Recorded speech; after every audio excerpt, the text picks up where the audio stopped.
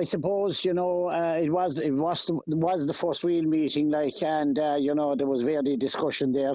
We're at the very early stages of the partnership just yet, but I feel, it will have benefit to the county.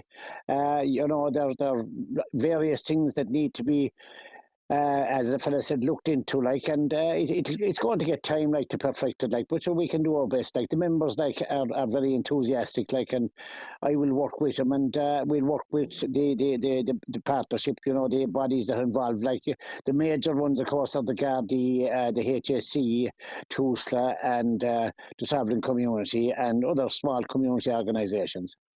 We understand that the partnership considered a request to explore the feasibility of a local text-based system for reporting antisocial behaviour, similar to models that are in use in the UK. Was antisocial behaviour something that came up quite a bit? Yes, it has come up, quite a bit, and even going back to my old days, in the JPC, antisocial behaviour was always something, that came to the fore, And I'm not 100% sure how that system works. We are told, that it is beneficial, but it'll take time. It's a matter for the Gardaí, for to look into that and see the benefits of it. We don't have the power to advise them on it. The Gardaí make the decision. And when it comes to your own area, PJ, would that be something that is of concern to people that is raised with you on occasion?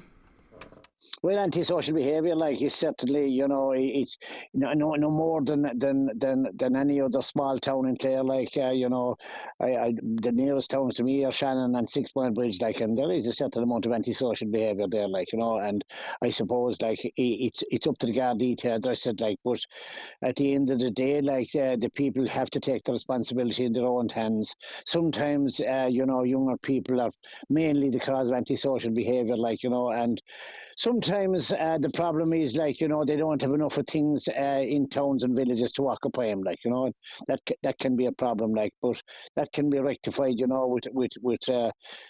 with youth organisations and that kind of thing. Looking at this report that was sent to us from the local community safety partnership, it gives, as I said at the outset, a kind of a skeletal outline of what was discussed, and there is a line in here: all media engagement will be coordinated through the chair, and a report will be shared with media with minutes and newsletters published on the LCSP website. We spoke before, PJ, about the fact that these meetings aren't open to the media. You said it remains to be seen if there'll be greater transparency or greater access going forward, but is that a concern for you, given that these were, of course, public in the past, in the previous iteration as a JPC? Well, it is not a real concern, but I suppose, down the road, I would be hopeful, that they would probably, that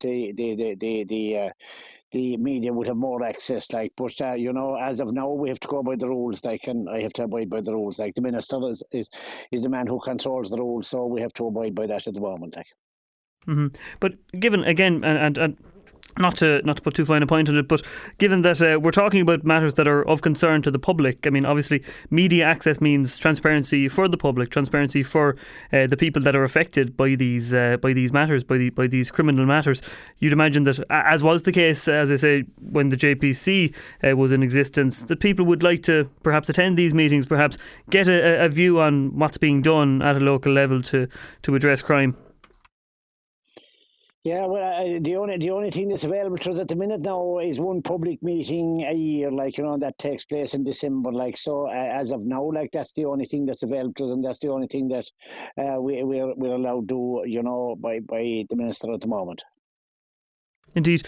Across the agenda, there were various other elements looked at, including the e-scooter legislation.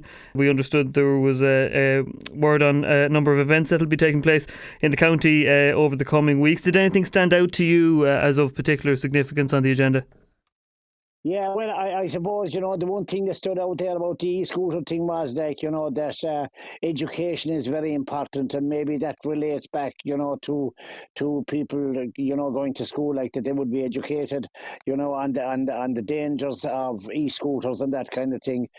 there again, it goes back to personal responsibility, like, and we have to try and emphasise to people, and through whatever means we can, that it is important, like that.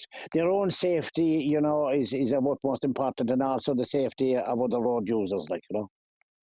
Indeed. And PJ, just finally on that, do you know when the next meeting will take place? Yeah, our next meeting is scheduled now for early June, like.